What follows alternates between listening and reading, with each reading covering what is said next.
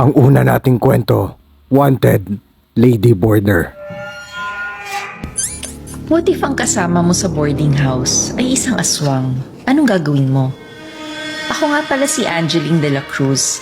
Palayaw ko ay Angie, 18 years old, taga Santiago City, Isabela.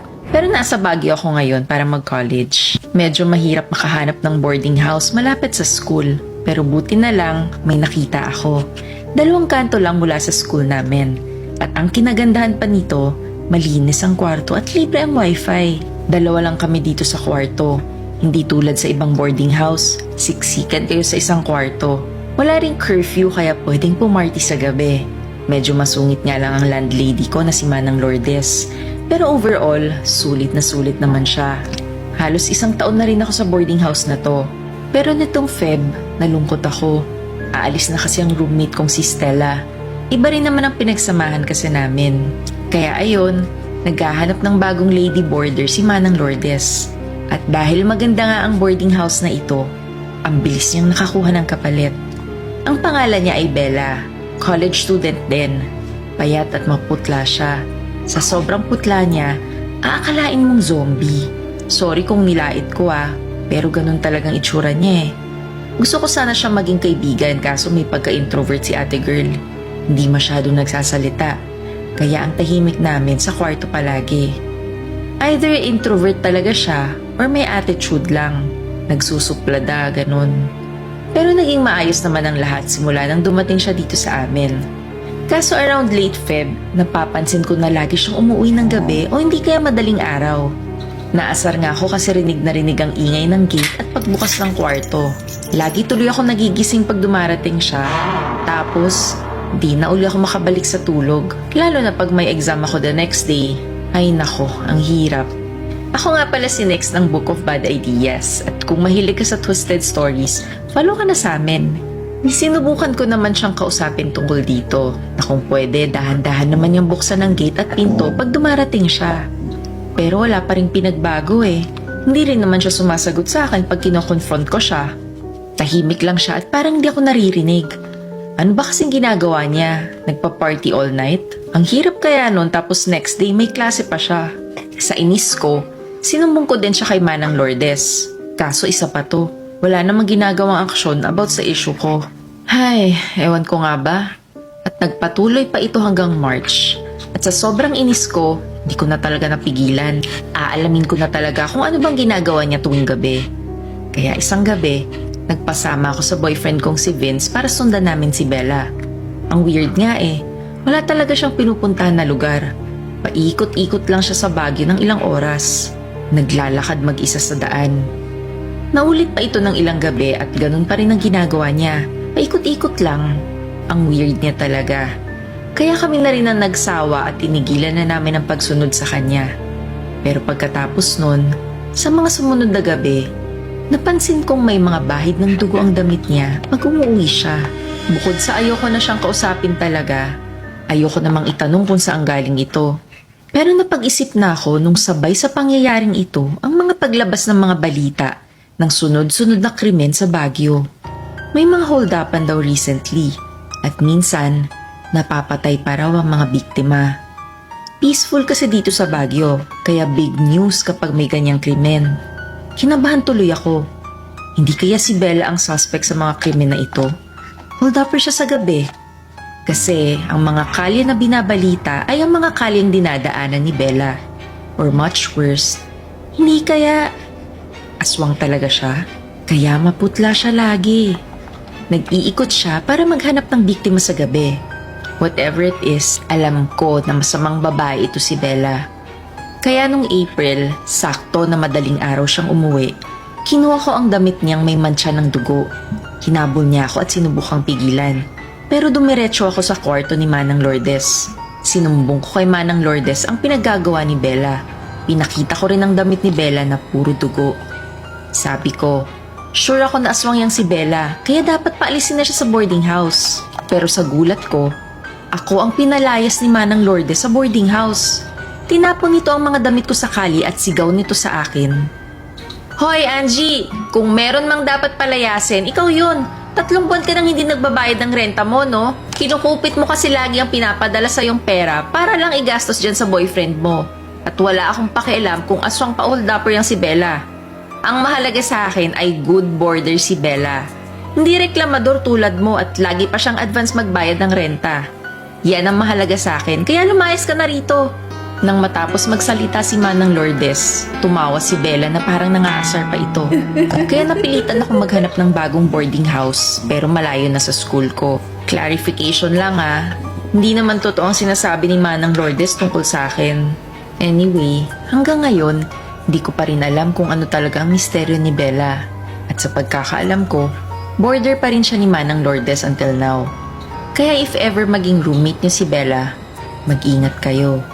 Dahil sigurado akong aswang yan. Ang pangalawa nating kwento, first day, last quiz. What if first day of classes pa lang, pero may exam na kagad? May ganito ka bang teacher? Ito ang masamang experience ni Zaina sa teacher niya pagkabalik niya sa eskwela. Kwento niya sa amin. Good evening po, Ate Nix at Kuya Steve. Ako po si Zaina Olonga. Palayaw ko ay Zay. Taga May Kawayan, Bulacan. Grade 10 na po ngayon. Kwento ko lang po ang malagim na karmang nangyari sa math teacher ko. Ang pangalan niya ay Teacher Abby. Math teacher namin siya sa dati kong school sa May Kawayan St. Augustine School. Ako lang ba o ang lahat ng math teacher ay terror at masungit? Ganito rin ba sa lahat ng schools? Anyway, itong Teacher Abby na to, first day pa lang ng school last year, nagpapa-quiz na. Hindi ba dapat masaya ang first day? Getting to know each other, makikita mo yung mga kaibigan mong ilang buwan mong hindi nakasama, meeting new classmates and teachers. Pero bakit ganito? Nawala tuloy ang excitement ko. Wala pa siyang naituturo, pero ganun kagad. Sabi niya, gusto lang niyang i-check kung anong alam namin. Pero hindi naman ganun ang dating sa amin. Parang sineset niya lang ang tone early in the game. In other words, gusto niya, first day pa lang, takot na kami sa kanya. And as expected, bagsak kaming lahat. Pati nga mga honor students namin, hindi rin nakapasa. Sabi ng upper batch sa amin, ganyan daw talaga ang entrada ni Teacher Abby. Laging tinotroma ang klase sa first day, year after year. Grabe no? At dahil sa kanya, nahirapan ako sa math. Nagpa-tutor patuloy ako para lang makapasa sa kanya. Ito rin ang dahilan kaya ako lumipat sa public school ngayon. Dahil lang sa kanya. Na-trauma kasi ako talaga. Ako nga para si Nix ng Book of Bad Ideas. Kung mahilig ka sa twisted stories, follow ka na. Pero this school year, may nangyari daw kay Teacher Abby sa first day of classes. Lunes. Chinika lang ito sa akin. As usual, nagsungit na naman si Teacher Abby sa lahat. Sa unang araw ng klase, nag-check daw muna ito ng attendance.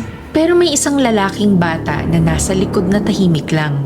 Wala daw ito sa listahan niya.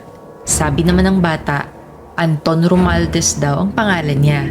Malaki daw ang mata ng batang lalaki at grabe daw kung tumingin kay Teacher Abby. Hinayaan lang daw ito ni Teacher Abby since transferee student ang bata. Baka hindi pa updated ang class list nila. And as usual, nagpa-exam kagad siya. Nagulat ang klase at na-trauma. After class, chinek na kagad ni Teacher Abby ang mga papers ng mga students. At kaya ng inaasahan, bagsak ang lahat sa exam. Pero may isa pa siyang paper na hindi pa niya na-check. Ang papel ng misteryosong transferee student na si Anton. Puro math problems ang quiz ni Teacher Abby. Pero walang solution si Anton na isinulat. Sa halip, natakot si Teacher Abby sa mga sagot ni Anton. Sa first problem, ang sagot niya ay ang salitang mawala. Sa second problem naman, ang sinulat niya ay makalimutan. Sa third problem naman, ang nakalagay ay maturuan sana ang batang katulad ko. Hindi magets ni Teacher Abby ang mga sagot ng bata. May problema ba itong batang ito or may gustong sabihin sa kanya? First time na sa first day of school, si Teacher Abby ang natakot. Kinabukasan, umagang-umaga, hinanap kagad ni Teacher Abby si Anton sa klase. Pinuntahan niya ito sa dulong upuan sa likod. Tinanong niya ang bata, Anton, bakit ganun ang mga sagot mo sa exam? Sagot ng bata, "Hindi po ako si Anton. Ang pangalan ko po ay John Michael Cruz." Siya daw ay transferee student. Tanong ni teacher sa klase, "Sino ang batang kamukha ni Anton sa klase kahapon?" Walang sumasagot at binalot ng katahimikan ang buong silid. Halata ang bahid ng takot sa mata ni Teacher Abby. Doppelganger ba yon or multo? Bakit kaya ganun ang mga sagot sa exam niya? At ang ikinagulat rin na balita ng lahat ay pagkatapos ng insidenteng yon, nag-resign daw kagad si Teacher Abby at umuwi na. Bagamat nakakatakot ang storya ni Teacher Abby, may satisfaction akong nakuha rito habang isinusulat ang mensahe sa inyo. Ang sarap makita na nakarma ang terror na teacher na ito ng isang nakakatakot na nilalang. Wala naman kaming ginawa, pero naipaghiganti kaming mga estudyante. Pero curious lang ako, magtuturo pa kaya si Teacher Abby? Saang school kaya siya lilipat? Wish ko lang, kung saan man siya pumunta, sundan siya ng batang gustong maturuan.